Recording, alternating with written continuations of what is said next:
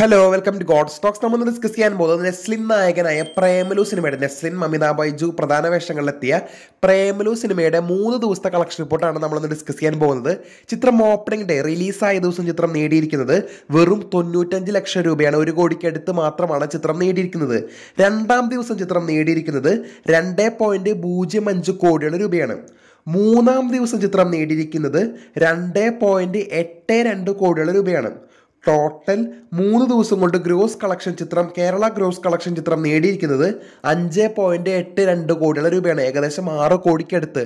അപ്പോൾ ഈ ചിത്രത്തിൻ്റെ മൗത്ത് പബ്ലിസിറ്റി വളരെയധികം കൂടുതലാണ്. ഇത് വലിയൊരു വിജയത്തിലേക്കാണ് പോകുന്നത്.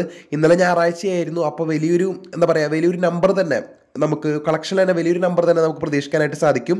കാരണം ഫാമിലി ഓഡിയൻസ് കൂടുതലായിട്ട് ഈ സിനിമയ്ക്ക് അട്രാക്റ്റഡ് ആവുന്നുണ്ട് മൗത്ത് പബ്ലിസിറ്റി മൂലം.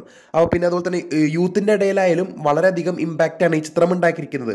അപ്പോൾ കൂടുതൽ സിനിമ അപ്ഡേറ്റുകൾക്കായി കാത്തിരിക്കാം. ചാനൽ ഇഷ്ടപ്പെട്ടെങ്കിൽ ഷെയർ ചെയ്യുക, സബ്സ്ക്രൈബ് ചെയ്യുക. താങ്ക്